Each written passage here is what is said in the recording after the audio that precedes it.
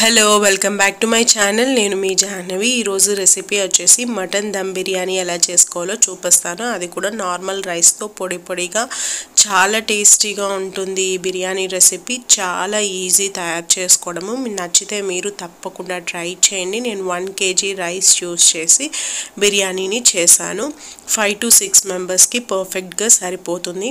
ముందుగా దీనికోసం 1/2 kg చికెన్ని ఉప్పు, కారం, పసుపు అలాగే వాటర్ వేసి 6 విజిల్స్ లో ఫ్లేమ్లోనే ఉడికించి రెడీగా పెట్టుకున్నాను. మటన్ని కంప్లీట్గా ఉడికించేసుకున్నాను. అలాగే 1 kg రైస్ని ఒక 3 సార్లు బాగా వాష్ చేసుకొని వాటర్ వేసుకొని నానబెట్టేసుకున్నాను. నాకు 1 kg రైస్ 5 గ్లాసెస్ వచ్చిందనమాట. కొలతతో తీసుకుంటే మనకు వాటర్ వేసుకోవడానికి కరెక్ట్గా ఉంటుంది. సో రైస్ వేసుకునేటప్పుడు ఏదైనా గ్లాస్ కానీ కప్తో కానీ కొలిచి వేసుకొని నానబెట్టుకోండి.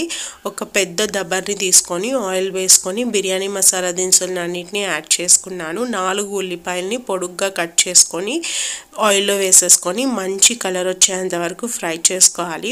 అలాగే సన్నగా కట్ చేసుకున్న కొత్తిమీర, పుదీనా, అల్లం వెల్లుల్లి పేస్ట్ కూడా 3 టేబుల్ స్పూన్ల దాకా యాడ్ చేసుకున్నాను. మటన్ బిర్యానీలోకి ఎప్పుడైనా సరే అల్లం వెల్లుల్లి పేస్ట్ కాస్త ఎక్కువ వేస్తేనే టేస్ట్ చాలా బాగుంటుంది. అలాగే 1 స్పూన్ కారం వేసాను. ముందుగా మనం మటన్లో కూడా కారం వేసి ఉడికించుకున్నాం కదా, దానికోసం 1 స్పూన్ మాత్రమే యాడ్ చేసుకున్నాను.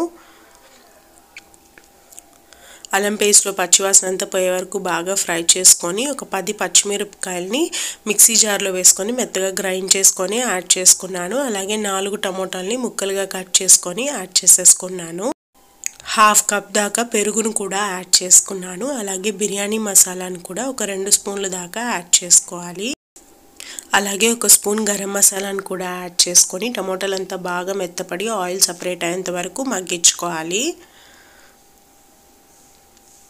ఉప్పును కూడా యాడ్ చేసేసుకోండి.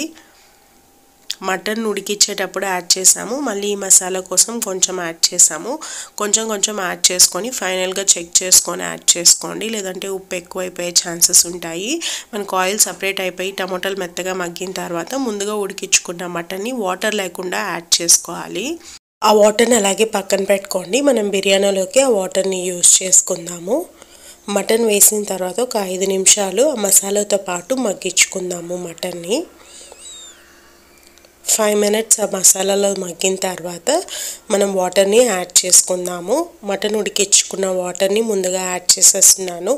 ఏ గ్లాస్ కొలతతో అయితే మనం బియ్యం తీసుకున్నామో సేమ్ అదే గ్లాస్తో నార్మల్ రైస్ కనుక 1 గ్లాస్కి 2 గ్లాసులు చొప్పున వాటర్ని యాడ్ చేసుకోవాలి.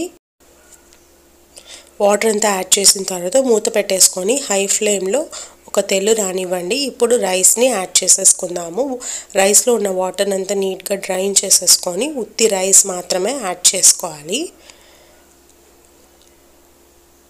ఇప్పుడు మొత్తాన్ని ఒకసారి బాగా మిక్స్ చేసుకోండి. ఈ స్టేజ్లోనే ఉప్పుని కరెక్ట్గా చెక్ చేసుకోవాలి.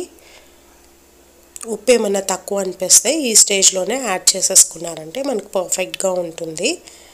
ఇప్పుడు మూత పెట్టేసుకొని వాటర్ అంతా ఎగిరిపోయేంత వరకు ఉంచుకోవాలి.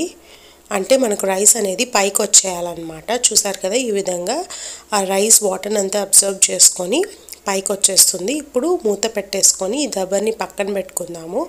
ఒక ఐరన్ పెనంని పెట్టుకొని దాని మీద దీన్ని పెట్టేసుకొని పైనుంచి ఏదైనా బరువుగా ఆవిరి బయటికి వెళ్ళిపోకుండా ఈ విధంగా రాయిని పెట్టుకుంటున్నాను నేను. హై ఫ్లేమ్లో ఒక 10 minutes ఉంచండి. ఆ తర్వాత లో ఫ్లేమ్లో ఒక 20 minutes దమ్ అవ్వనివ్వండి. టోటల్ 30 minutes దమ్ అయిందంటే మనకు రైస్ పర్ఫెక్ట్గా పొడి పొడిగా చాలా బాగా వస్తుంది. పీస్ కూడా చాలా సాఫ్ట్గా అయిపోతుంది. ఫస్ట్ ఒక 10 నిమిషాలు హై ఫ్లేమ్లో, ఆ తర్వాత లో ఫ్లేమ్లో 20 minutes దమ్ అవనిచ్చిన తర్వాత స్టవ్ ఆఫ్ చేసుకొని మనము సర్వ్ చేసుకోవడమే. చాలా బాగుంటుంది ఈ రెసిపీ. తప్పకుండా ట్రై చేయండి. ఇంట్లో వాళ్ళందరికీ చాలా నచ్చుతుంది. వీడియో నచ్చితే లైక్ చేయండి, షేర్ చేయండి. Thank you for watching. Take care. Bye.